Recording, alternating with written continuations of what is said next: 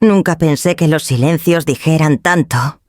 Esa tarde, mientras las coronas se marchitaban y el incienso flotaba espeso en el aire del velorio, yo estaba sentada al fondo del salón, con las manos cruzadas sobre el regazo y el corazón todavía apretado. Ernesto, mi esposo durante más de 40 años, yacía dentro de ese ataúd de madera clara que él mismo había escogido años atrás. Por si las dudas, decía, la gente venía y se iba, dejando palabras huecas y abrazos que no llegaban al alma. Yo apenas asentía. No era momento de hablar. Entonces, Alfonso Quijano, nuestro abogado de toda la vida, se acercó con el ceño fruncido y una carpeta bajo el brazo. Me pidió que lo acompañara a una salita contigua. Caminé en silencio, sintiendo los ojos de todos seguir mis pasos. Basilia me dijo en voz baja, cerrando la puerta detrás de nosotros, «Necesito mostrarte algo». Su tono era seco, pero no frío, como quien sabe que lo que está por decir va a cambiarlo todo. Abrió la carpeta y me entregó un sobre. Mis manos temblaban al romperlo. Lo que leí me dejó helada. Ernesto me había dejado todo. No una parte, no una fracción. Todo. 480 millones de pesos. El total de sus bienes, cuentas bancarias. Acciones de la empresa de transportes. 3 propiedades. Su participación en un fondo agrícola en Querétaro. Y hasta la pequeña casa que teníamos en San Miguel de Allende para escaparnos los fines de semana. No había ni una sola mención de nuestro hijo. Tomás, nada. Sentí que el suelo se me movía. No por la cantidad, uno no vive con Ernesto Mencía sin saber que había ahorrado cada centavo, sino por el silencio. Él jamás me lo mencionó, jamás me dio pistas, y ahora me enfrentaba a la certeza de que lo había planeado todo sin decirme una palabra. Esto fue firmado 6 meses antes de su muerte, dijo Alfonso, interrumpiendo mis pensamientos. Lo revisamos juntos varias veces. Ernesto fue muy claro. Y Tomás, pregunté apenas en un susurro. Sabía que no estaría de acuerdo. Pero Alfonso bajó la voz aún más. Me pidió que te lo entregara a ti primero, que decidieras tú si querías compartirlo. Me llevé una mano al pecho. No por egoísmo, sino por la mezcla brutal de amor, tristeza y miedo que me invadía. Conocía así a mi hijo. Sabía lo que esto iba a provocar. ¿Y si lo impugna?, pregunté. No puede. Ernesto dejó todo en regla. Además, Alfonso sacó una memoria USB, dejó un video. No quise verlo en ese momento. No podía. Le pedí a Alfonso que lo guardara hasta que yo estuviera lista, cuando salí de esa sala. El murmullo del salón pareció aumentar. Algunos me miraban con lástima, otros con curiosidad. Algunos, como si supieran más de lo que yo creía. Volví a mi lugar al fondo. Justo cuando vi entrar a Tomás, venía impecable, como siempre. Traje oscuro, reloj brillante, sonrisa de compromiso. Abrazó a algunos conocidos. Murmuró algo al oído de su esposa Elvira, y luego se acercó a mí con los brazos extendidos. «¡Mamá!», dijo, con esa voz suave que usaba solo cuando quería algo. «Lo siento tanto». Yo lo miré, lo abracé sin decir palabra. Él aún no lo sabía. No sabía que ya no era parte del testamento. No sabía que su padre, el mismo que tanto admiró y luego ignoró, me había confiado su legado completo a mí, sin condiciones. Tomás seguía sonriendo, pero esa sonrisa no duraría mucho. Y así comenzó todo. Después del sepelio, Tomás insistió en que fuéramos todos a cenar. Algo íntimo, dijo, para cerrar juntos este ciclo. Yo no tenía muchas ganas, la verdad. Mi cuerpo estaba cansado, mi cabeza saturada y mi alma aún hecha pedazos. Pero acepté, porque aún no quería enfrentar sola la casa vacía. Fuimos a un restaurante elegante en el centro de Querétaro. Uno de esos donde los meseros te llaman licenciada y el pan llega en cestitas calientes envueltas en lino. Elvira, mi nuera, había hecho la reservación. Mesa larga, mantel blanco, copas relucientes, todo frío, pulcro y absolutamente ajeno. Tomás se sentó a la cabecera, como si ya lo tuviera ensayado. A su derecha, Elvira, a su izquierda, su hija mayor, que vino solo por cumplir. Del otro lado, unos primos lejanos, gente que Ernesto y yo casi no veíamos, pero que siempre aparecía en momentos así, como los cuervos en las películas.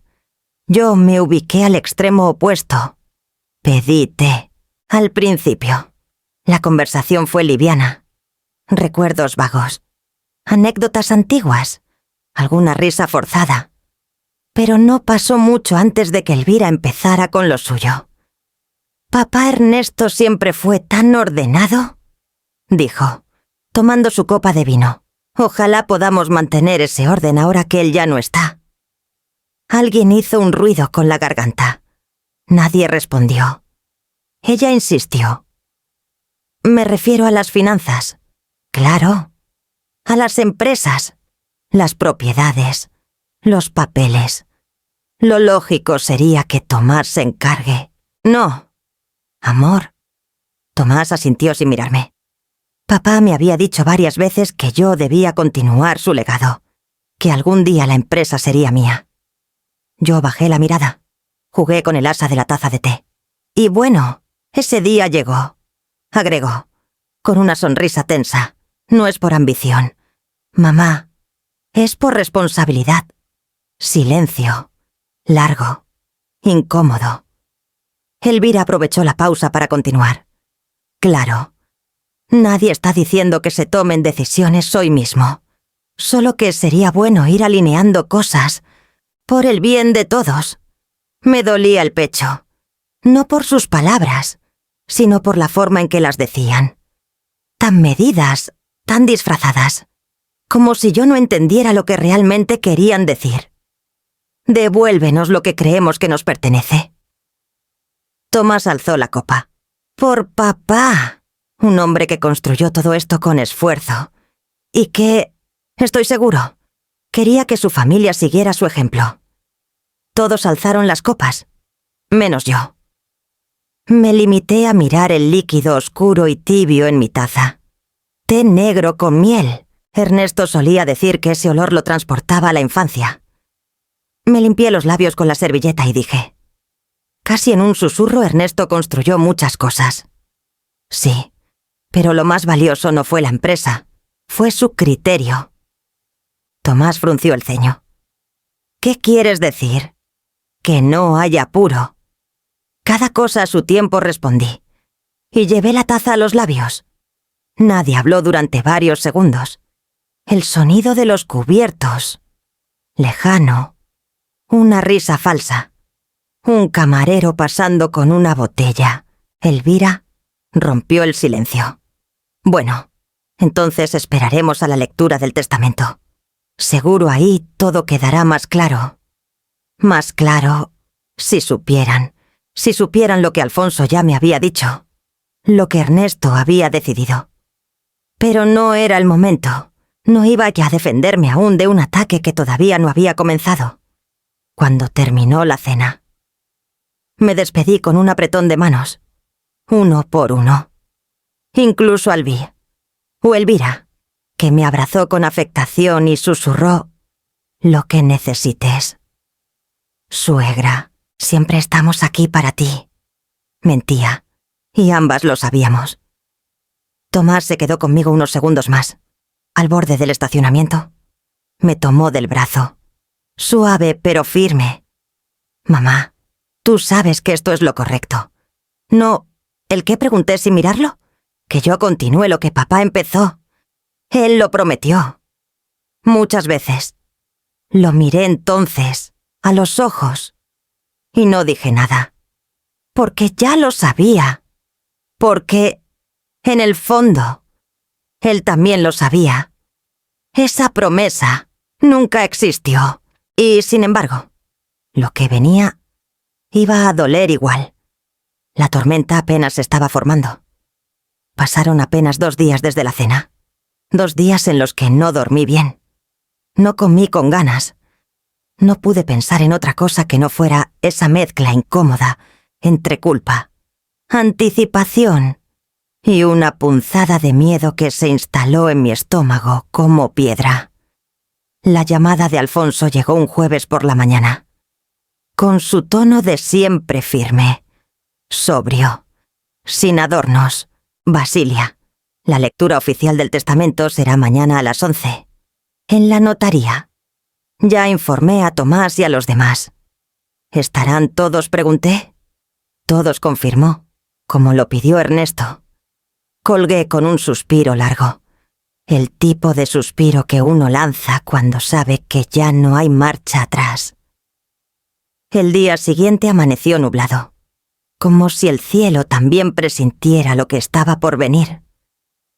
Me vestí con discreción blusa azul marino, falda larga, zapatos bajos, nada que llame la atención, nada que provoque más de lo necesario. Al llegar a la notaría, ya estaban casi todos. Tomás revisaba su celular con impaciencia. Elvira estaba sentada recta, con las piernas cruzadas y una carpeta en el regazo, como si estuviera por asistir a una junta de negocios. Había 2 primos lejanos, una sobrina de Ernesto que casi nunca venía a Canadá, y un amigo de la familia que ni siquiera entendí por qué estaba allí. Yo saludé con una inclinación de cabeza. Nadie me devolvió una sonrisa sincera. Alfonso apareció puntual, como siempre. Pidió que tomáramos asiento y cerró la puerta con cuidado. Gracias por venir. Como saben, el señor Ernesto Mencía dejó instrucciones precisas para este momento. Su testamento fue actualizado hace 6 meses y está debidamente registrado ante notario público. Tomás carraspeó. Elvira murmuró algo ininteligible. Procederé a leer el documento, dijo Alfonso, sacando unos papeles de su portafolio de cuero. Los primeros minutos fueron puro lenguaje legal, anulaciones de versiones anteriores, nombres de testigos, fechas, formalidades. Luego, el ambiente cambió. Se podía sentir. Dejo el total de mis bienes, activos, propiedades, cuentas bancarias, acciones en Transportes Mencía y demás pertenencias materiales a mi esposa, doña Basilia Llorente de Mencía. Una pausa, un silencio, y de pronto, el golpe. Tomás estampó su mano contra la mesa con un estruendo seco. Elvira se incorporó como si le hubieran pinchado una vena. ¿Cómo que todo a ella?, gritó, mirando a Alfonso como si fuera un traidor. Esto no tiene sentido, añadió Tomás. Papá jamás habría hecho algo así. La manipuló, lanzó Elvira, señalándome. En sus últimos años. Él ya no pensaba con claridad. Seguro lo convenció a escondidas. Yo seguía sentada. No respondí. No bajé la vista. Pero dentro de mí, todo se revolvía.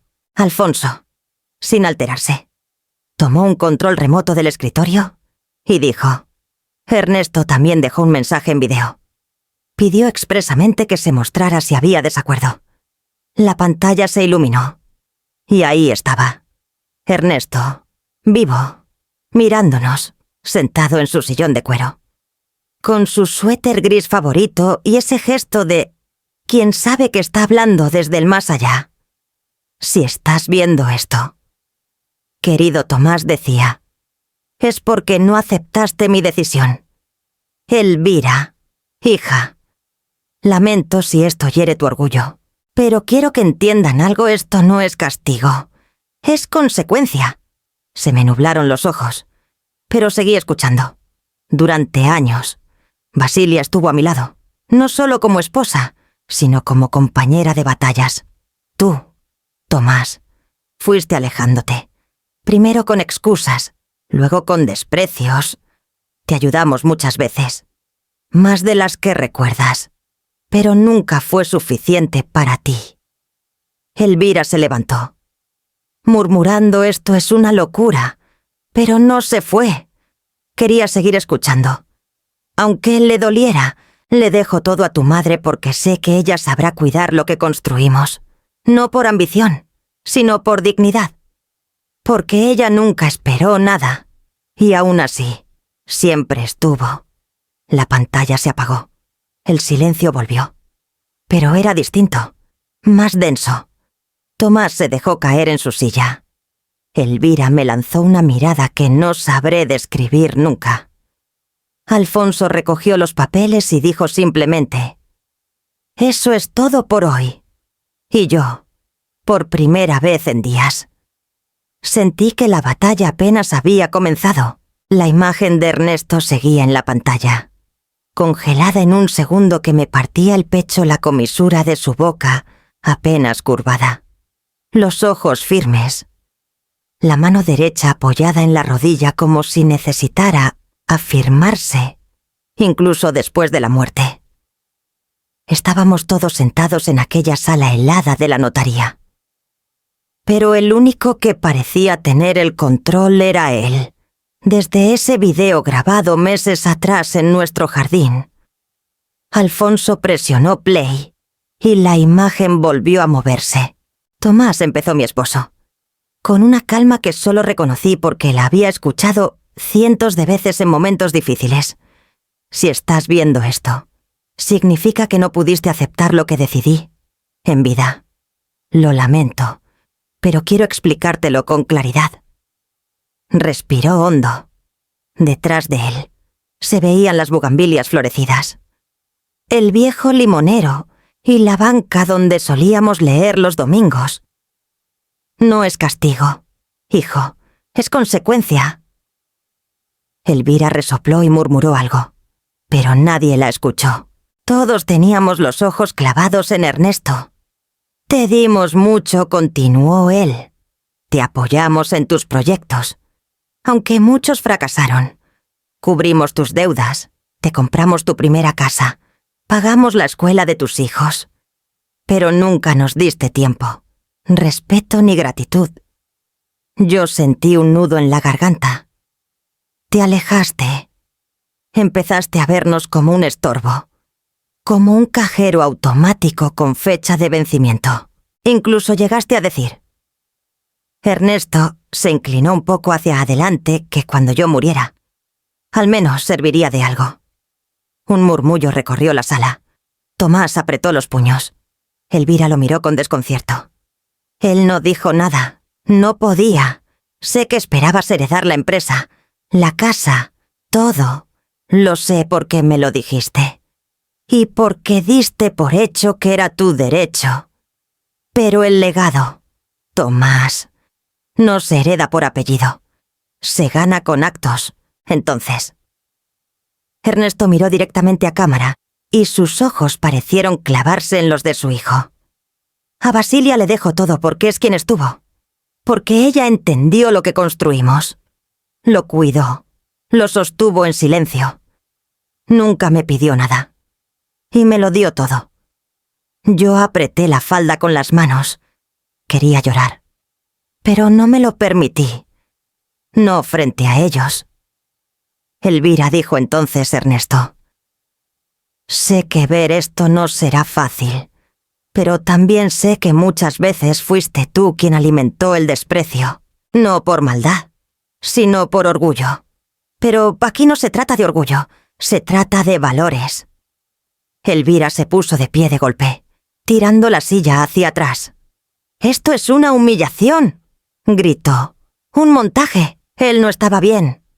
Tomás se levantó detrás de ella, más contenido pero igual de tenso. «Vamos a impugnar este testamento», dijo con voz grave. «Y cuando lo hagamos, todos sabrán que fuiste tú. Mamá, la que manipuló todo». Yo seguí en mi asiento. No dije una sola palabra, pero por dentro Por dentro temblaba. Temblaba no por miedo, sino por el vértigo de ver cómo todo se rompía delante de mí. Una familia que ya estaba rota desde hacía tiempo, pero que hasta ese día seguía intentando sostenerse con apariencias. Elvira salió de la sala con pasos rápidos, sin mirar a nadie. Tomás me miró por última vez antes de irse. Sus ojos, tan parecidos a los de su padre, ya no tenían ternura, solo rabia. Cuando la puerta se cerró, Alfonso apagó la pantalla. Me miró. ¿Estás bien? Asentí. No podía hablar. Me levanté con lentitud. Tomé mi bolso y salí. Afuera. El cielo seguía gris, mientras caminaba hacia el coche. Solo una frase me daba vueltas en la cabeza. No es castigo, es consecuencia. Y en ese momento supe que lo peor no era lo que ya había pasado. Lo peor aún estaba por venir. Al día siguiente, Alfonso me llamó temprano. Su voz sonaba igual que siempre, pausada y formal, pero noté un matiz distinto, casi humano. Puedes pasar por la notaría hoy. Hay algo que necesito entregarte personalmente. No pregunté qué era, solo dije que sí. A esa altura, ya entendía que cada día traería su propia sorpresa. Llegué puntual, como me enseñó Ernesto. Alfonso me recibió en su despacho. Un lugar que conocía bien, paredes de madera, olor a papel antiguo y café recalentado. Había una sola carpeta sobre su escritorio. Esto también es parte del testamento, dijo, sentándose frente a mí, pero Ernesto pidió que lo recibieras a solas, después de la lectura general. Me extendió la carpeta y un sobre sellado. Lo abrí con cuidado. Adentro, encontré un documento de propiedad y un pequeño llavero de cuero desgastado. Una casa, murmuré, en San Miguel de Allende. Exacto, respondió Alfonso. Está que huía a tu nombre únicamente. No figura en el registro principal de bienes compartidos. Ernesto la compró hace 6 años. En silencio. La puso a tu nombre desde el primer día. Me quedé en silencio, leyendo los detalles. La dirección me era familiar. Claro. Era aquella casita de fachadas color ocre, cerca del mirador, que tanto le gustaba cuando íbamos de paseo. Yo siempre pensaba que hablaba de ella como un antojo, una fantasía. Pero no, la había comprado, para mí. ¿Por qué nunca me lo dijo?, pregunté. Más para mí que para Alfonso. Porque así era él, respondió con suavidad. Hacía las cosas a su manera. ¿Y por qué? Se inclinó un poco hacia adelante. Porque también dejó instrucciones específicas para este escenario. Lo miré, confundida. ¿Qué escenario? Alfonso suspiró. El de un conflicto con Tomás. Mi corazón se encogió. ¿Estás diciendo que Ernesto sabía que existía una alta posibilidad? No lo deseaba. Claro, pero lo conocía. A él, a Elvira, a la dinámica que se había instalado en los últimos años. Me dijo, textualmente, si reacciona mal.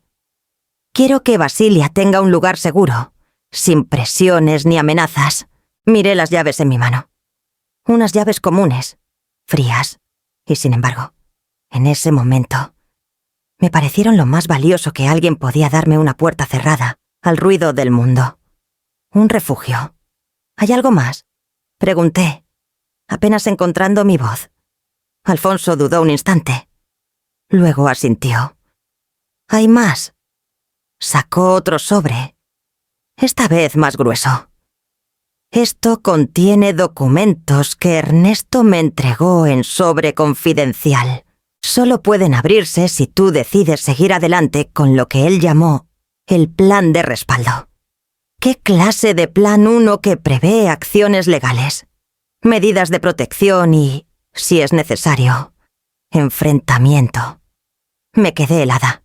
Nunca imaginé a Ernesto preparando un escenario de guerra, pero después de ver cómo reaccionó Tomás en la notaría, entendí. Vaya que reaccionó mal. Tómate tu tiempo. Basilia, me dijo Alfonso con calma. No tienes que decidir nada hoy, pero quiero que sepas que no estás sola. Esas últimas palabras me desarmaron. Salí de la notaría con la carpeta bajo el brazo, el sobre guardado con cuidado en mi bolso y las llaves cerradas en mi puño. Mientras caminaba por las calles empedradas del centro, pensé en todo lo que habíamos construido juntos.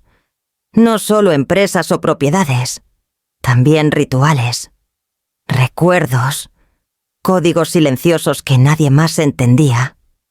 Y ahora, incluso después de su muerte, Ernesto me seguía cuidando, no con palabras, no con promesas vacías, sino con hechos, con previsión, con una fe que, en ese momento, me pareció más grande que cualquier herencia.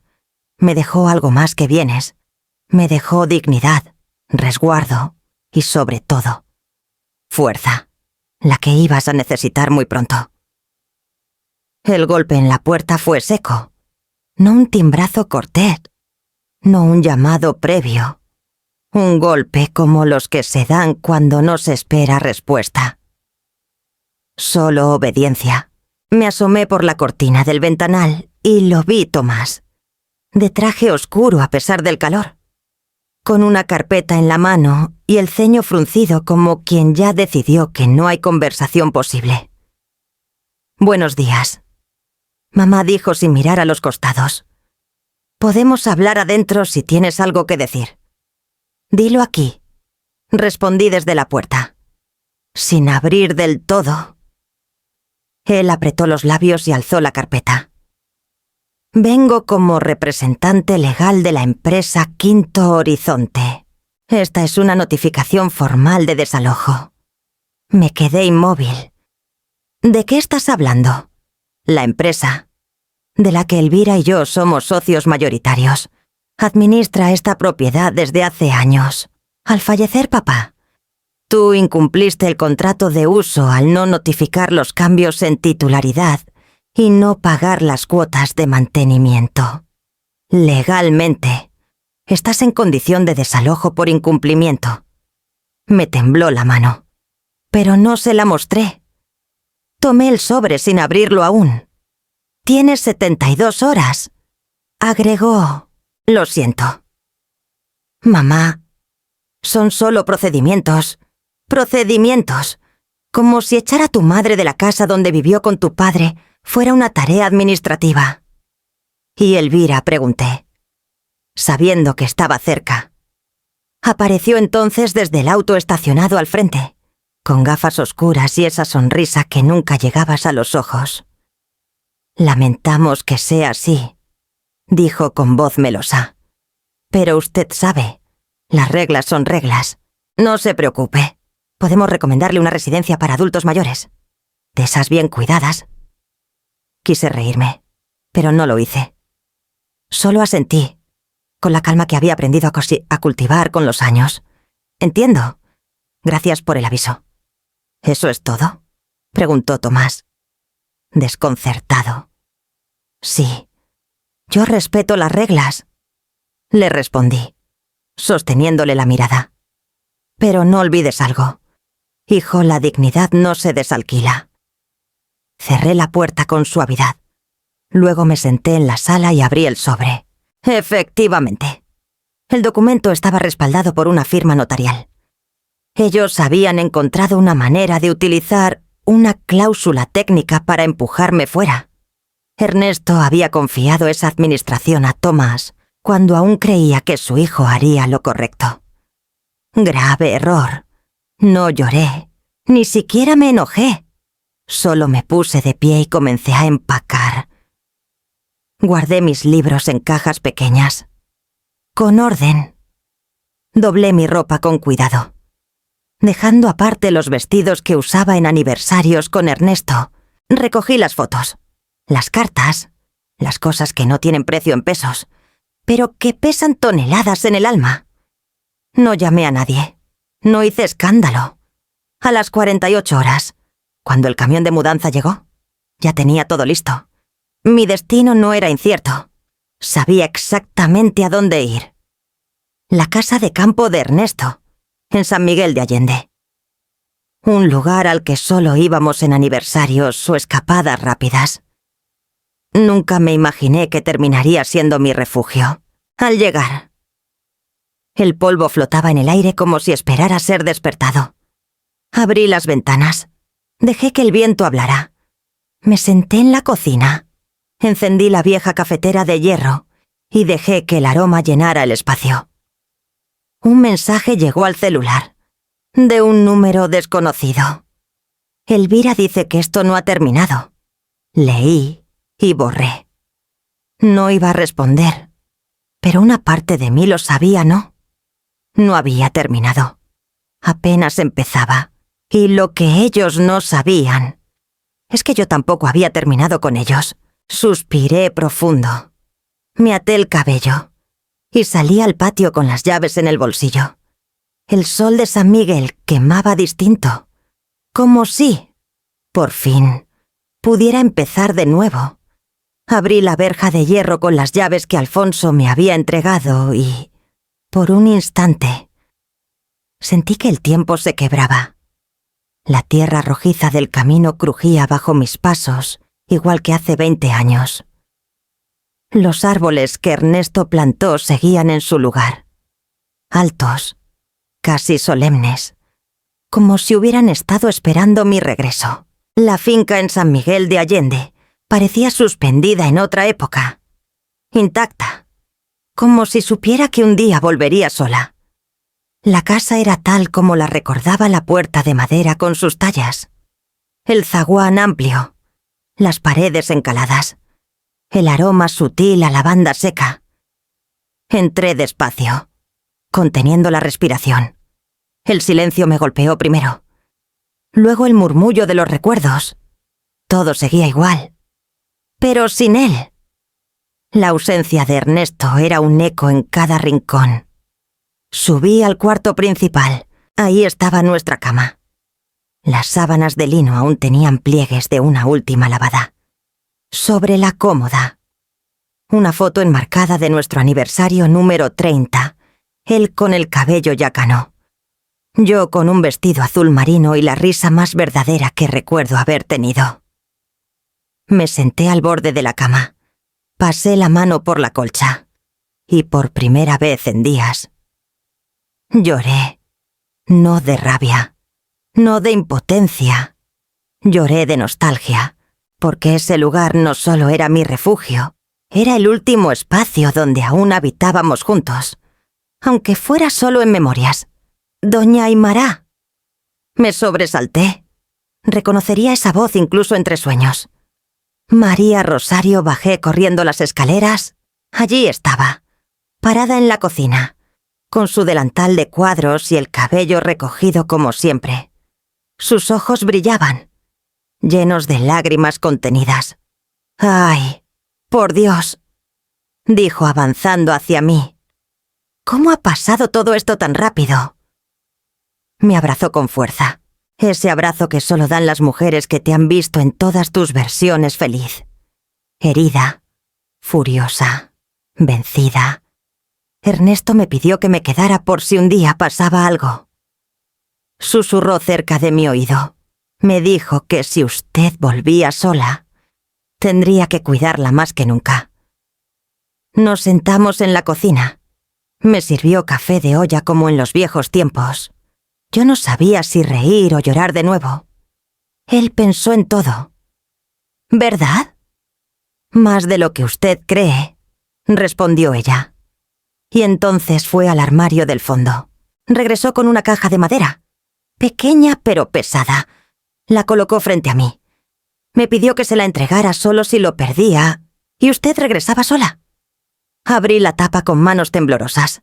Dentro, una libreta de tapa negra. Una memoria USB con una etiqueta que decía «Ver antes del final» y una carta doblada con mi nombre escrito a mano. La caligrafía de Ernesto. Clara. Firme. Igual que su voz. No me atreví a leerla aún. Tomé la libreta y la abrí. Reconocí su letra en la primera página, Aymara. Si estás leyendo esto, es porque Tomás eligió la codicia. Pero yo elegí la memoria. Este cuaderno no es solo un plan, es nuestra historia. Pasé las páginas lentamente. Había anotaciones de todo tipo, movimientos bancarios, ubicaciones de propiedades, nombres de personas. Pero entre cada bloque de datos, también había recuerdos. Aquí me dijiste que sí. Aquí lloraste por primera vez por Tomás. Aquí prometí protegerte. Aún después de irme, la libreta no era solo un archivo. Era una promesa escrita con paciencia. ¿Y la USB? Pregunté en voz baja, como si romper el silencio fuera profanar algo. Eso no lo sé, respondió María Rosario. Solo me pidió que insistiera en que la viera sola. Asentí. La sostuve entre los dedos, sintiendo su peso simbólico. La carta seguía sin abrir. El sol caía oblicuo por la ventana de la cocina. Afuera, el canto de los grillos anunciaba la llegada de la noche. María Rosario colocó su mano sobre la mía. «No está sola, doña Aymara». Él se fue, pero dejó luces encendidas para guiarla. Miré la caja, la libreta, la memoria, y supe que lo que venía después no era solo una defensa, era una reconstrucción, una verdad largamente preparada. Y yo, por primera vez en mucho tiempo, estaba lista para enfrentarla. Esa noche no dormí. La caja seguía sobre la mesa del comedor, como un centinela mudo, afuera. El campo se había hundido en un silencio espeso, solo roto por el canto de los grillos y el crujido ocasional de la madera antigua al enfriarse. María Rosario se había retirado temprano, respetando mi necesidad de estar sola. Me senté frente a la libreta con una manta sobre los hombros y la lámpara encendida. El olor a papel viejo me envolvió con una mezcla de ternura y temor. Pasé las primeras páginas de notas financieras y luego empecé a encontrar lo verdaderamente doloroso. 12 de febrero, 2016. Tomás me pidió un préstamo de 2 millones de pesos. Prometió pagarlo en 6 meses. Nunca volvió a mencionarlo. Agosto de 2017. Aymara lo enfrentó por haber insultado a una empleada. La llamó vieja inútil delante de ella. Después, dijo que ella provocaba los problemas. Sentí cómo la sangre me subía hasta las mejillas. Sabía que Tomás era duro, pero leerlo así, en palabras de Ernesto, me rompía algo por dentro. Ernesto había visto todo, y lo había escrito no solo para documentarlo, sino para dejar constancia de que lo sabía y que no lo aprobaba. 2019. Encontré un cheque alterado. Tomás lo había emitido con mi firma. Lo confronté. Me dijo que era por el bien de la familia. No lo denuncié. Me arrepiento. 2020. Grabé una conversación donde Tomás planea vender el ala vieja de la finca sin consultarme. Elvira lo anima. Dijeron que mi madre ya no tiene cabeza para decidir. Aymara no lo sabe. No quiero herirla, pero guardo copia. Tuve que cerrar la libreta. Me temblaban las manos. ¿Cuántas veces Ernesto había callado para no causarme más dolor? ¿Cuántas veces me protegió? En silencio. Respiré hondo y, finalmente, tomé la USB. La conecté a la vieja laptop que Ernesto usaba en la finca. Tardó en arrancar. Pero ahí estaban carpetas etiquetadas con fechas y una principal día del funeral. Hice clic. El primer video mostraba el despacho privado de Ernesto en la oficina central. Las cámaras de seguridad lo captaban todo desde una esquina. Reconocí la fecha apenas 3 horas después de que terminara el velorio. Tomás entraba con llave, sin saludar a nadie. Elvira lo seguía. «Rápido», decía ella, «antes de que ese viejo abogado aparezca». Tomás revisaba cajones. Abría la caja fuerte. Sacaba carpetas, USBs, documentos. Elvira abría un gabinete y metía cosas en una bolsa negra. «¿Estás seguro que aquí está lo del fideicomiso? Sí.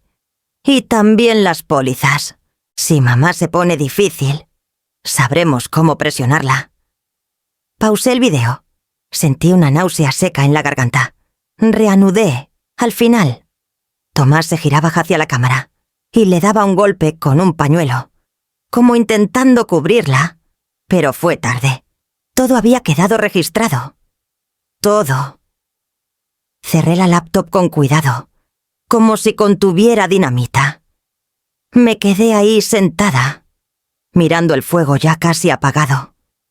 Ernesto no solo me había dejado una herencia económica, me había dejado herramientas para defenderme, pruebas, memorias y una verdad tan contundente que me dolía en los huesos. Me pregunté si Tomás sabía que su padre lo había grabado, si alguna vez había sospechado que, tras la máscara de silencio de Ernesto, había un plan, uno que incluía protegerme, incluso de su propio hijo.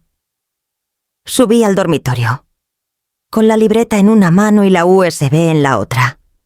Esa noche no soñé con Ernesto, pero sentí su presencia, como si al fin estuviéramos del mismo lado de una batalla que él había empezado a librar mucho antes de morir. Y yo, ahora, tenía que terminarla. Esa mañana. El cielo de San Miguel amaneció plomizo, como si el universo también se preparara para una conversación pesada. María Rosario preparó café de olla y me insistió en que desayunara algo antes de salir. No pude. Llevaba el estómago apretado desde que Alfonso me dijo: «Vamos a reunirnos con personas que Ernesto eligió. Personas de confianza». Llegamos a la casona antigua en el centro, donde el despacho de Alfonso ocupaba el segundo piso. El sonido de mis pasos sobre el piso de madera me hacía sentir como si caminara sobre decisiones que no podían echarse atrás. «Están arriba», me dijo Alfonso. Mientras subíamos, en la sala, ya esperaban 2 personas. Don Rafael, el antiguo contador de Ernesto. Seguía igual camisa perfectamente planchada, lentes gruesos y mirada astuta. Me dio un apretón de manos con fuerza inesperada. Doña Aimara dijo con respeto: «Su esposo fue un hombre sabio. Y usted no está sola». La otra persona me sorprendió aún más. «Jueza Herrera», dijo Alfonso, como si eso lo explicara todo. Una mujer de cabello blanco impecable, traje color marfil y labios pintados de rojo discreto me saludó con una firmeza que no admitía discusión. «Ernesto y yo fuimos compañeros de universidad», me dijo. «Y aunque nos distanciamos por años, en los últimos tiempos retomamos el contacto. Sabía que él temía que su hijo, Tomás, pudiera torcer la ley. Por eso me pidió estar aquí si algo ocurría». No supe qué decir. Me senté en el sillón frente a ellos, con las manos juntas sobre el regazo. Alfonso abrió su carpeta y empezó a explicar. «El testamento es sólido. Legalmente no hay manera fácil de impugnarlo. Pero Tomás tiene acceso a los abogados de la empresa. Y los recursos de su esposa no son menores. Ya comenzaron a mover piezas. El desalojo fue solo el primer paso. ¿Y qué podemos hacer?», pregunté. Sin poder evitar que se me quebrara un poco la voz, la jueza Herrera tomó la palabra. «Prepararnos y mover primero. Usted no debe quedarse esperando la tormenta. Hay formas de proteger su patrimonio y, si es necesario, actuar legalmente». Pero también me miró con intensidad. Hay formas de mover la opinión pública. Si la familia de su esposo comienza una campaña contra usted, como la viuda manipuladora, tenemos cómo responder. Y pruebas. Según entendí, asentí. Saqué de mi bolso la USB que Ernesto había dejado y la puse sobre la mesa. Aquí están los videos. También tengo su libreta, con todos los detalles de los abusos. Don Rafael levantó una ceja. Eso es más de lo que esperaba. Con esa información, podemos demostrar no solo que Tomás no merecía la herencia, sino que hubo posible fraude y saqueo. ¿Se atreverían a denunciarme?, pregunté. Aunque sepan que todo fue voluntad de Ernesto. Por supuesto, dijo Alfonso, porque no se trata de la ley. Se trata del ego, del orgullo, del dinero y de la costumbre. Tomás se acostumbró a que todo era para él. Esto lo vivió como una traición, no como una consecuencia. Y Elvira no está dispuesta a soltar el estilo de vida que se construyó con dinero ajeno, agregó la jueza. Guardamos silencio por unos segundos. Luego, don Rafael se levantó y se acercó a una caja fuerte en la pared. Sacó un expediente manila y me lo puso enfrente. Aquí están los documentos para transferir la propiedad de San Miguel a una sociedad de protección patrimonial. Fue una de las últimas gestiones que Ernesto me pidió. Si lo firmamos hoy, quedará protegida de cualquier intento de embargo. Respiré hondo. Lo firmé. Y al hacerlo, sentí como si estuviera firmando no solo por mis bienes, sino por mi dignidad. Bienvenida al círculo de confianza. Doña Aimara, dijo la jueza Herrera, esa noche, al volver a casa. María Rosario me esperaba con una sopita caliente y una sonrisa tierna. ¿Cómo fue todo? Señora. Me senté en la cocina, cansada pero más fuerte. Fue el primer paso, le dije. Pero sé que la guerra apenas comienza. Esa mañana. El cielo de San Miguel amaneció despejado. Pero dentro de mí aún quedaba un eco de tormenta. Llevaba días en la finca, recuperando la calma entre los muros que alguna vez resonaron con la risa de Ernesto, con cada taza de café que María Rosario me ofrecía, con cada atardecer desde el corredor. Iba reconstruyéndome por dentro. Pero la paz, lo sabía, era un regalo momentáneo. Y ese día, tocaban la puerta. María Rosario vino corriendo desde la cocina. «¿Espera usted a alguien?» Señora, negué con la cabeza. Caminé hacia la entrada y abrí. Allí estaba Elvira, impecable, con su blusa de seda marfil, gafas oscuras y una sonrisa tan falsa que podía cortar el aire. «Hola», Aimara dijo, como si estuviéramos en una reunión de té y no en medio de una guerra silenciosa. No le ofrecí pasar, pero ella ya había dado un paso al frente, mirándolo todo con una mezcla de desprecio y curiosidad. Sus tacones resonaron sobre los azulejos del recibidor. «Hermosa casa», dijo. No la recordaba tan modesta. Cerré la puerta con calma. «¿Qué se te ofrece?» Elvira. Me miró directo, bajándose las gafas con elegancia estudiada. «He venido con una propuesta razonable. Tomás y yo pensamos que es hora de dejar atrás el drama. Ya bastante se ha dicho. Bastante se ha hecho. Lo que pasó con el testamento fue inesperado. Sí, pero no queremos más enfrentamientos». No respondí. Ella continuó. «Si firmas la cesión del control de las empresas, el grupo inmobiliario, las acciones, los terrenos, te dejaremos quedarte con esta finca.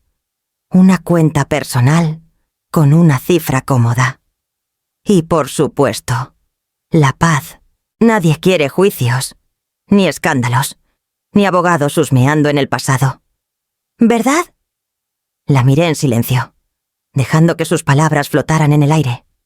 «Es lo mejor para ti», Añadió, para tu edad, para tu salud, créeme, a estas alturas, todos salimos ganando.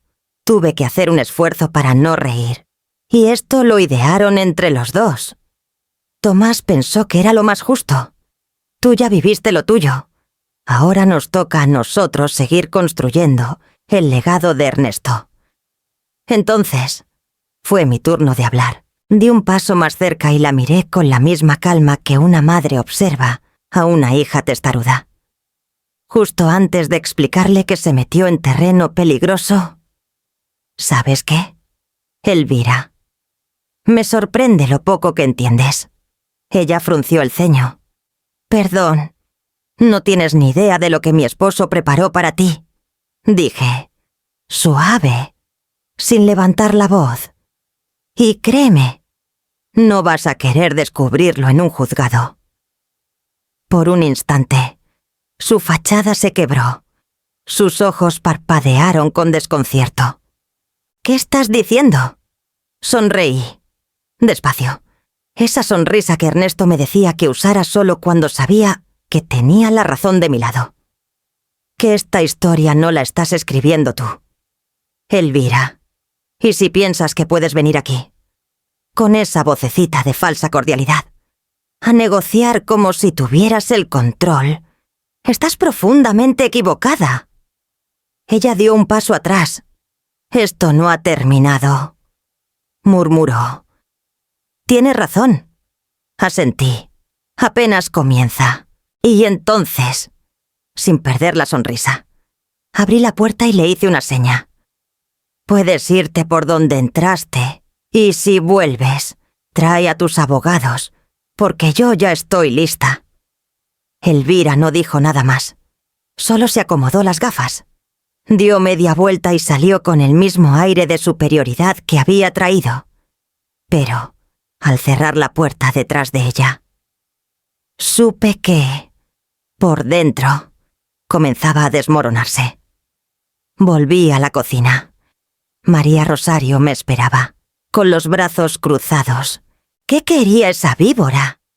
Comprar la paz, le respondí, con monedas manchadas. María Rosario bufó. Pobre Ernesto, si viera en qué se convirtió su nuera. Ernesto vio más de lo que dijo. Murmuré. Y nos dejó las herramientas. Ahora nos toca usarlas bien. Me serví una taza de café y, por primera vez en días, supe que no tenía miedo. Tenía un plan. El mensaje llegó a las 5:43 de la tarde. Mientras María Rosario cortaba pan en la cocina y yo revisaba unas carpetas de Ernesto, el tono del celular me sobresaltó más de lo que esperaba. Lo tomé con manos algo temblorosas. Y al leer la pantalla, sentí una punzada seca en el pecho. Vamos por lo que nos corresponde. Mañana a las 10, sin firma, sin contexto. Pero no hacía falta. Tomás. No respondí. Solo apagué la pantalla y caminé lentamente hasta el corredor, donde el atardecer teñía todo de naranja oscuro. Me senté en la mecedora que había sido de Ernesto y respiré hondo. Sabía que este momento llegaría, pero leerlo así, tan directo, sin rodeos, dolía, no por miedo, sino por tristeza, porque era mi hijo quien me había declarado la guerra, esa misma noche. Encendimos la luz del despacho. A las 8, llegaron todos, Alfonso Quijano, siempre puntual y elegante, con su portafolio de cuero envejecido y la mirada firme. Don Rafael, con su andar pausado, sus notas contables impecables y ese temple de roble viejo, y la jueza retirada Herrera, vestida de tonos neutros, con una carpeta bajo el brazo y una serenidad que imponía respeto. María Rosario, como siempre, se encargó de servir café, pan dulce y colocar discretamente una bandeja de tamales en la esquina. Por si la noche se alargaba, recibí esto, les dije, dejando el celular sobre la mesa. Lo leyeron uno a uno, en silencio. Vienen por todo, dijo Alfonso sin dramatismo, y vendrán con abogados. o con notarios, añadió la jueza Herrera, o con una supuesta orden administrativa. He visto este tipo de jugadas. Quieren presionarte emocionalmente, hacerte firmar algo que después no puedas deshacer.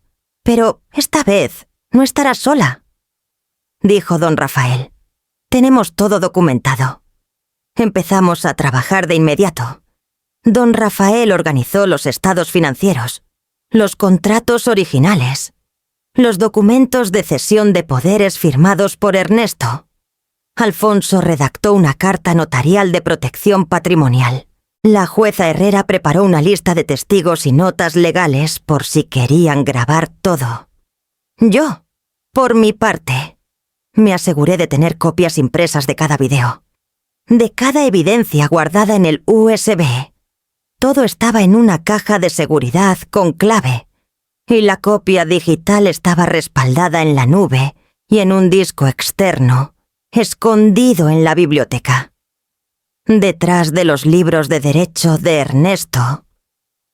También colocamos cámaras de seguridad en la sala principal, dijo Alfonso. Y micrófonos ambientales. María Rosario. En un rincón. Asintió con orgullo. Yo me encargué de que quedaran bien escondidos. Si esa gente piensa gritar o insultarla, que sepan que cada palabra quedará grabada. Todos sonrieron. No era una sonrisa de burla, sino de fuerza compartida. Esta casa será nuestro campo de batalla, dije al final. Pero esta vez estoy lista. No me van a acorralar. La jueza Herrera se acercó y puso su mano sobre la mía. Aymara, ya ganaste algo muy valioso. Recuperaste tu voz. Cerramos la noche con una promesa silenciosa. A la mañana siguiente, ellos estarían allí, sentados en el salón, como simples invitados a tomar café, pero con ojos atentos y documentos en mano. Esa madrugada no dormí mucho. Caminé por la casa, pasé la mano por los muebles antiguos, miré las fotos en los marcos Ernesto de joven, Tomás de niño, yo con un vestido blanco en una playa de Mazatlán. Me detuve frente a la ventana del estudio. Y por primera vez en mucho tiempo. Hablé en voz baja, como si Ernesto pudiera escucharme desde donde estuviera. Ernesto, si estás viendo esto, espero estar haciéndolo bien. El viento meció las ramas del limonero del patio. A las 6:00, María Rosario ya estaba preparando café. Yo me puse mi blusa azul, la misma que usé cuando firmamos los papeles del primer terreno juntos. A las 9:45 todos llegaron. A las 10 cerré eso en punto. Se oyó el timbre. La batalla había comenzado. El reloj marcaba las 9:59 cuando el silencio de la casa se tensó como una cuerda. En la sala. El aire olía a café recién hecho. Pero debajo de ese aroma flotaba algo más denso, la certeza de que lo inevitable estaba por comenzar.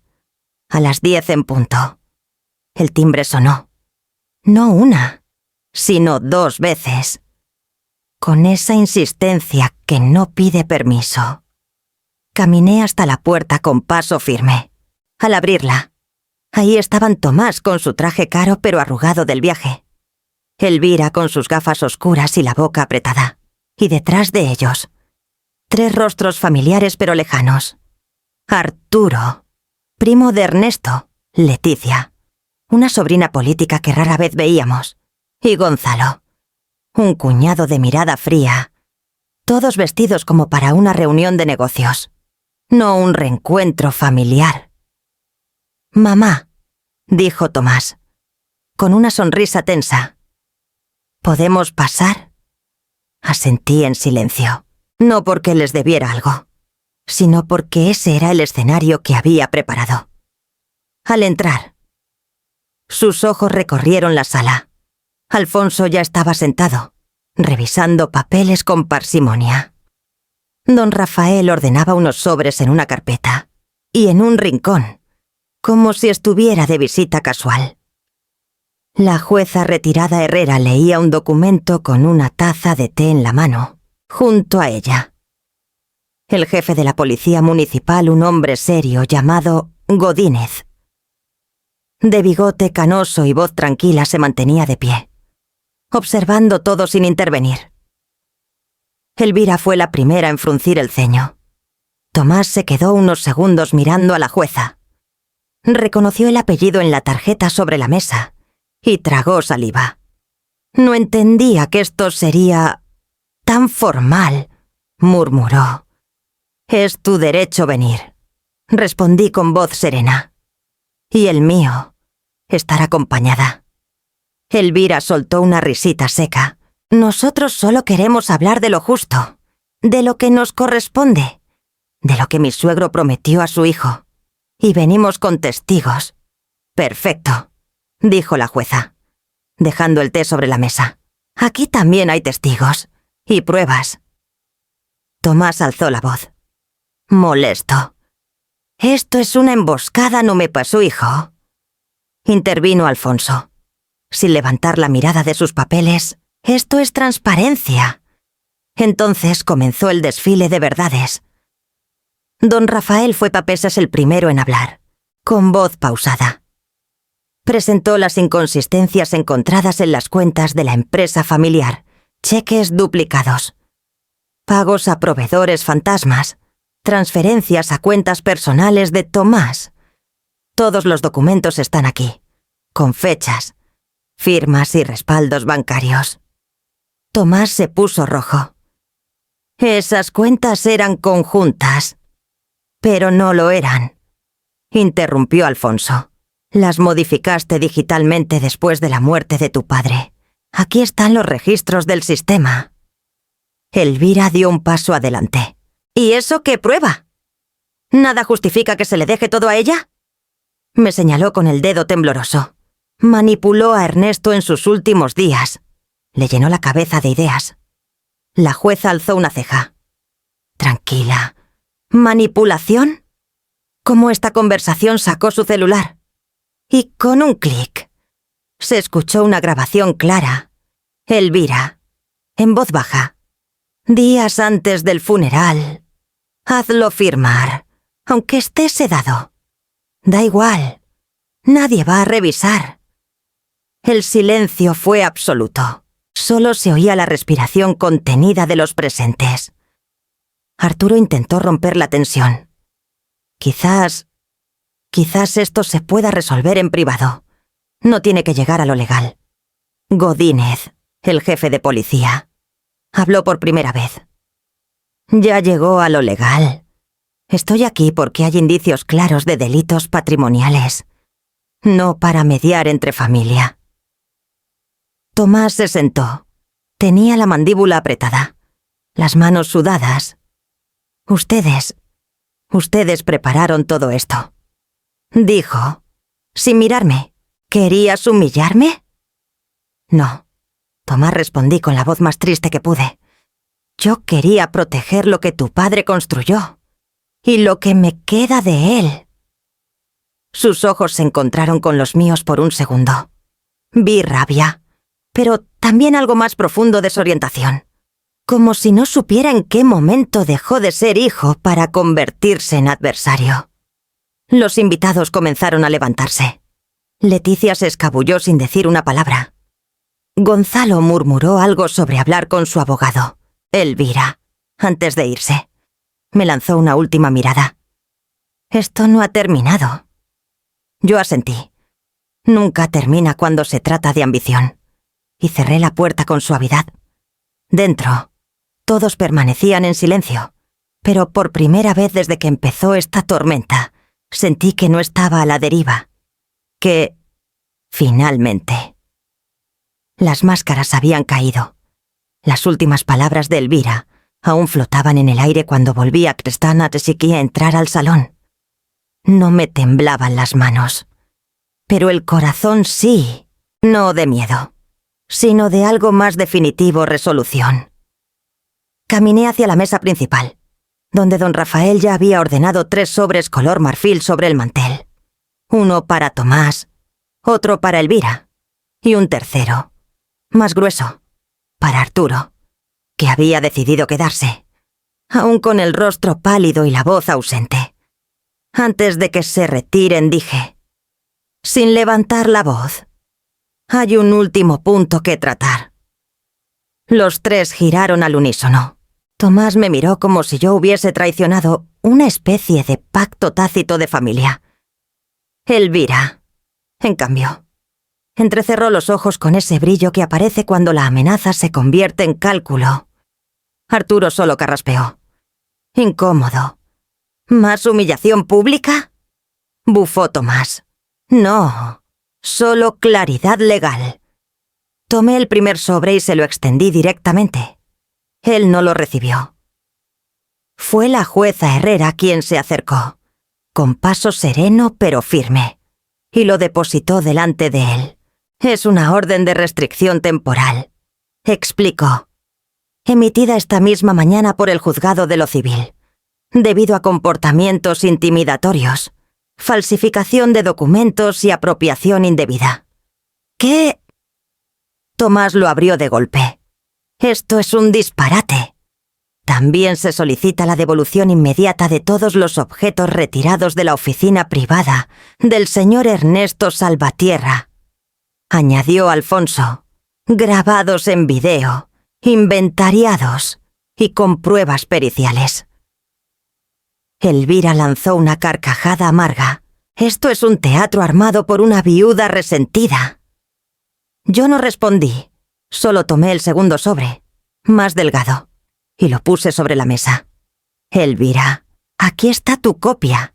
Incluye una cláusula adicional, se prohíbe cualquier tipo de comunicación directa o indirecta conmigo. Ni llamadas, ni visitas, ni recados familiares. ¿Y si no lo respeto? Preguntó con sorna. Ya lo estás violando, ahora, dijo el jefe Godínez desde el fondo, con tono seco. Elvira retrocedió un paso. Arturo estiró la mano y tomó su sobre en silencio. La incomodidad en su rostro no era solo por los documentos, sino por la certeza de que nada de lo que habían previsto les estaba saliendo como esperaban. Este tercer sobre, continuó Alfonso, contiene un documento más simbólico que legal, pero necesario. Una declaración escrita por la señora Basilia Salvatierra, especificando las condiciones para cualquier posible reconciliación familiar. Arturo lo abrió con torpeza, como si el papel le quemara los dedos. La jueza intervino. Lo redactamos juntos. No es un ultimátum, es una invitación a la dignidad. Tomás se levantó de golpe, tirando la silla esa hacia atrás. «Esto no termina aquí», gritó, la voz rota entre furia y descontrol. La jueza lo miró sin pestañear. Dio un paso al frente. Se acercó hasta estar a menos de 1 metro de él. Y con la calma de quien ya lo ha visto todo, dijo, «Sí termina. Para ti». Un silencio sepulcral invadió la sala. Solo se oía, a lo lejos, el canto tenue de una cigarra atravesando las ventanas abiertas. Tomás pareció encoger, no físicamente, pero algo en su espalda perdió firmeza. Su esposa le tocó el brazo, intentando hacerlo recular.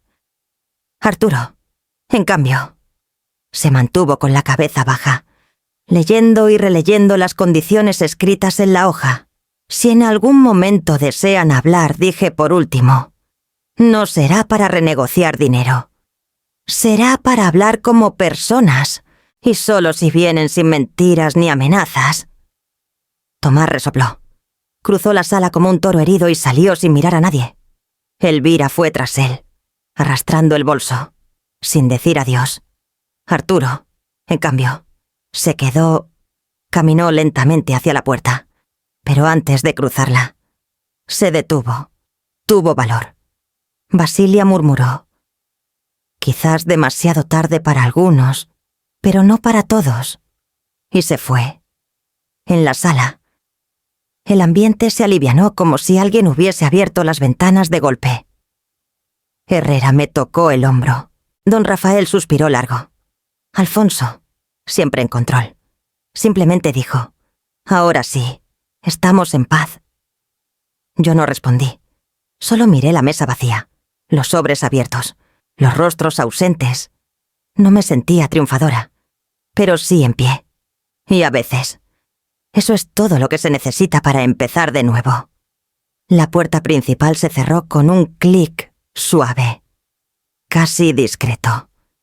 Un sonido pequeño, pero definitivo. Me quedé sola en la sala, rodeada del eco de las voces que, minutos antes, la llenaban de acusaciones, susurros, amenazas mal disimuladas y viejas heridas aún frescas. Ahora solo quedaban los papeles sobre la mesa, las tazas de café a medio terminar, y el leve aroma a bugambilia que entraba por las ventanas abiertas al atardecer. No me moví de inmediato. Me senté donde siempre se sentaba Ernesto, en el sillón de respaldo alto junto a la repisa. Puse las manos sobre mis rodillas y respiré hondo. No había alegría en mi pecho, tampoco tristeza. Era algo más crudo, más antiguo alivio. Había esperado sentir otra cosa. Triunfo, tal vez, o rabia liberada, incluso satisfacción. Pero no, lo que sentía era silencio. Como si dentro de mí se hubiese caído una estructura que había estado sosteniéndose a fuerza de costumbre. La última pieza de una tensión que llevaba años arrastrando. «Te van a decir que exageras», me dijo una vez mi madre, cuando era joven y aún creía que callar era más elegante que poner límites. Pero la dignidad no hace ruido, simplemente se retira. Y eso fue lo que hice. No gané una guerra, no firmé ninguna victoria. Solo me retiré de un campo de batalla que nunca me perteneció del todo. Me levanté despacio. Recogí los sobres vacíos. Apagué las cámaras que habíamos instalado para protegernos. Y pasé por el pasillo largo que llevas a la cocina. El suelo crujía de manera distinta con la casa vacía. Como si reconociera mi paso. Como si la casa también supiera que ahora era solo mía. Abrí la nevera y me serví un vaso de agua con rodajas de limón. Ernesto solía dejar siempre una jarra lista. Ahora era yo quien repetía sus gestos sin darme cuenta. En el comedor aún estaba la carpeta con la carta que escribí semanas atrás, en la que anoté todo lo que no iba a decir en voz alta. Me senté frente a ella, no para leerla, sino solo para estar cerca, porque escribirla fue un acto de afirmación, aunque nunca la leyera en voz alta. Una parte de mí pensó en llamar a Alma, mi sobrina, contarle todo, pero decidí esperar. Esta noche era para mí, para mi edad, para esta etapa de vida que, aunque nadie lo diga, también merece celebraciones las silenciosas, las que no se publican, las que no tienen aplausos, pero salvan. Fui a la habitación. Saqué un par de mantas del baúl y encendí la lámpara de mesa. En el buró. La foto de Ernesto seguía ahí, igual que siempre, sonriendo con esa media sonrisa que usaba cuando sabía que yo tenía razón y no quería admitirlo. Tenía razón. Viejo, murmuré, apenas audible. El reloj marcaba las 9:12, temprano aún, pero mi cuerpo sentía el peso de un día largo, un día que había durado años. Antes de acostarme, salí al jardín. La noche estaba limpia, el cielo abierto, y en la tierra aún quedaban las huellas de las ruedas del auto de Tomás. No las borré. No todavía. Había tiempo. Mañana llovería, seguramente. Me senté en la banca de piedra donde solíamos tomar café en las mañanas. Cerré los ojos y escuché, no al pasado, no a los gritos de hoy, ni siquiera eran mis propios pensamientos. Escuché el silencio, ese que solo llega cuando uno deja de defenderse, ese que solo llega cuando, por fin, uno no tiene que demostrar nada. No me volví fuerte por gusto.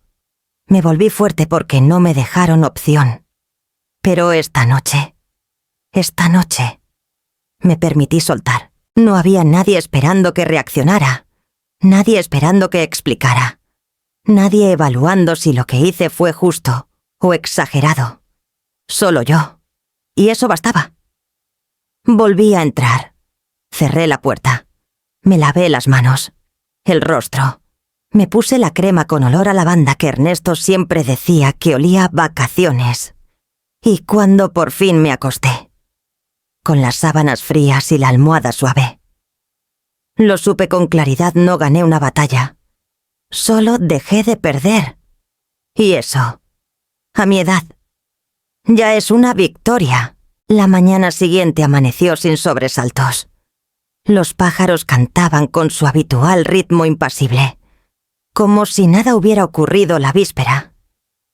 Desayuné en silencio, con el mantel de cuadros verdes que Ernesto adoraba y una taza de café fuerte entre las manos.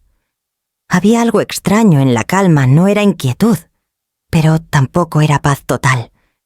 Era una pausa, después del desayuno. Decidí abrir el pequeño baúl de madera que María Rosario había colocado en el vestidor semanas atrás. Me dijo que Ernesto lo dejó allí por si algún día necesitaba recordar. Hasta ahora no me había atrevido. Pero algo dentro de mí, una necesidad tenue pero insistente, me llevó a girar la llave. Dentro había una carpeta manila, una libreta de cuero gastado y una carta con mi nombre, sellada con cera roja. Ernesto siempre tuvo ese toque teatral para las cosas importantes. Tomé aire antes de romper el sello. La carta estaba escrita a mano, con su caligrafía inclinada y elegante.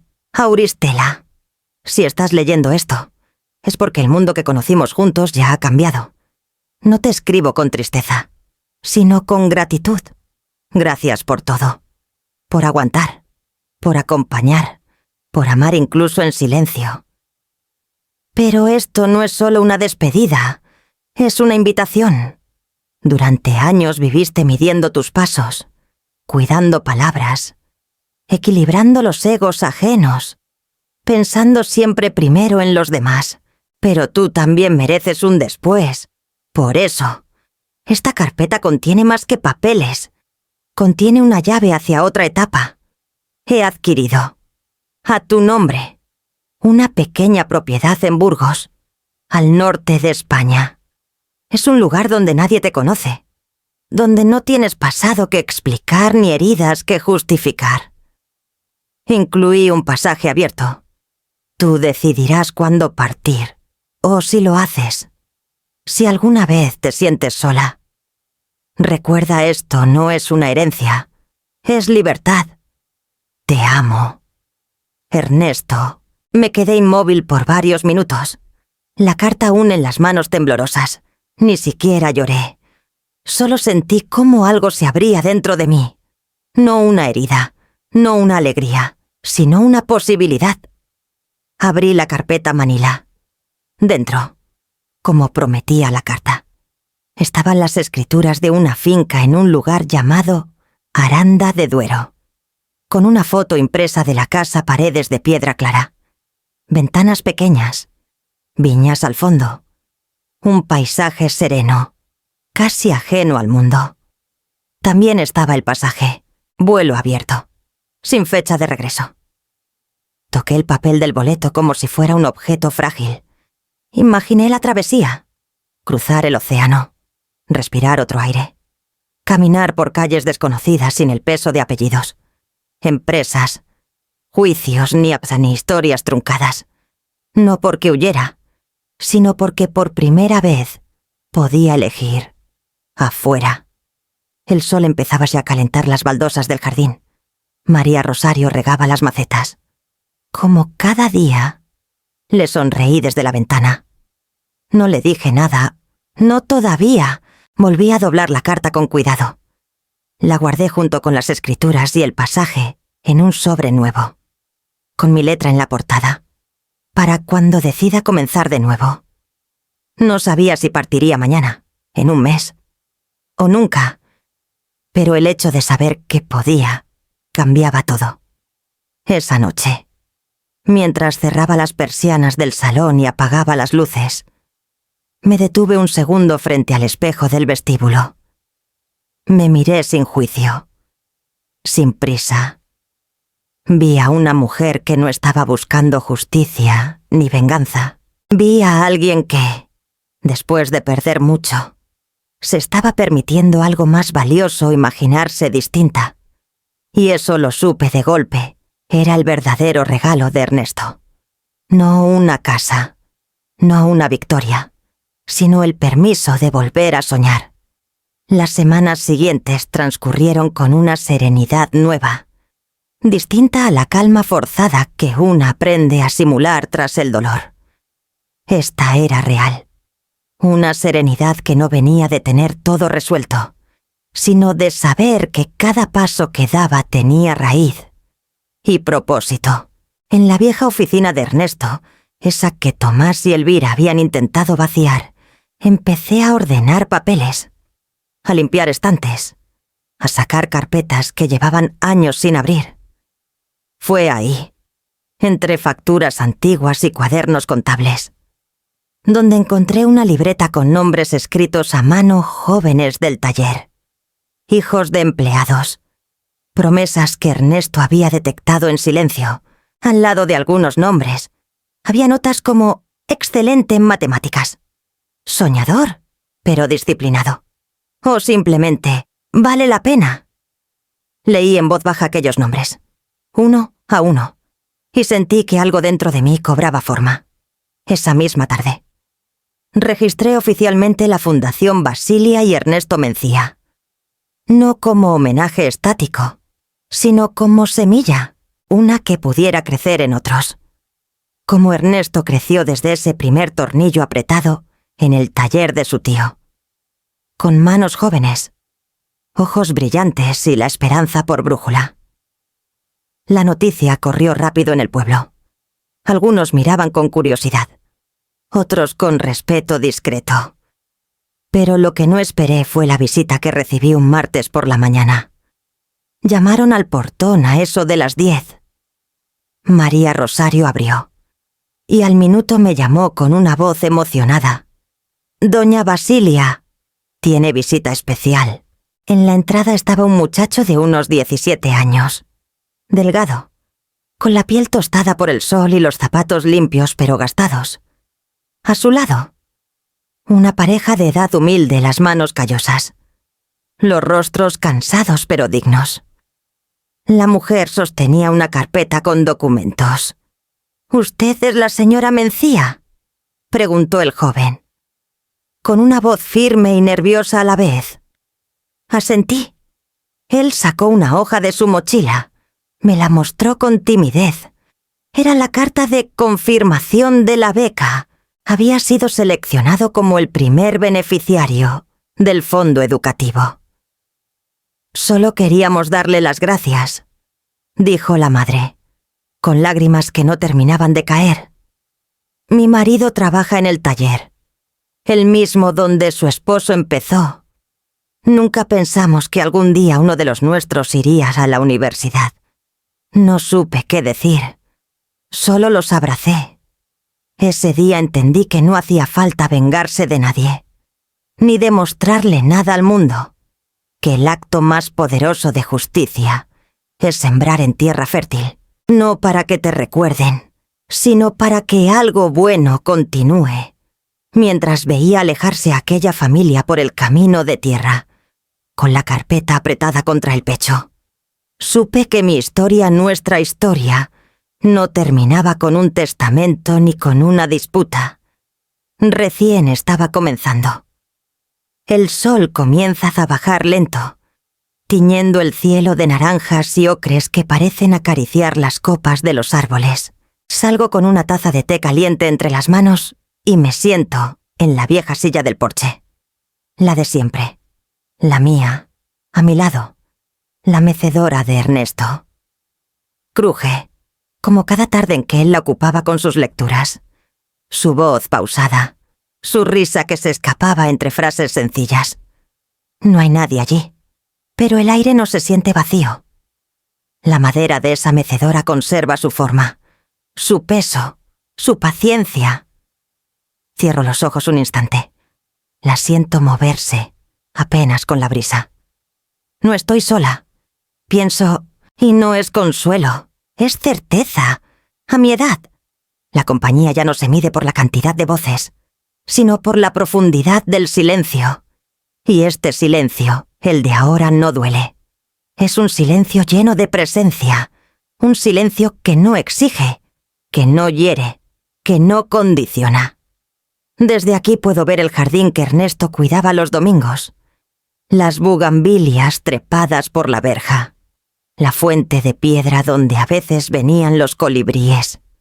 Y, al fondo, la pequeña biblioteca que construimos juntos. Todo sigue ahí, todo sigue hablándome.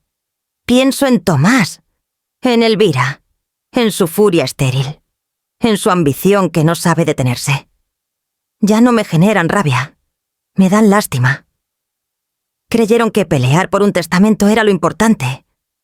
No entendieron nunca que lo más valioso no estaba en los bienes, sino en la mirada de Ernesto, en sus gestos silenciosos, en las decisiones que tomó cuando nadie lo miraba. Heredé su fortuna. Sí, pero también heredé algo mucho más difícil de portar: su forma de ver el mundo. Un mundo donde el respeto no se exige, se gana, donde el amor no se grita, se demuestra, donde el legado no se acumula, se siembra. María Rosario sale discretamente. Me deja una manta sobre las piernas y se retira sin interrumpir. No hace falta hablar. Ella también lo entendió todo. La mecedora cruje otra vez. Sonrío. No necesito más pruebas de su presencia. Lo siento en cada decisión que tomé desde que se fue, en cada gesto que aprendí a hacer sin él. Pero como él, y así, en silencio, mientras el cielo se apaga poco a poco y la noche comienza su ritual. Me quedo ahí, mirando al horizonte, sintiéndome parte de algo más grande, sabiendo que esta vez, por fin, todo está en su lugar.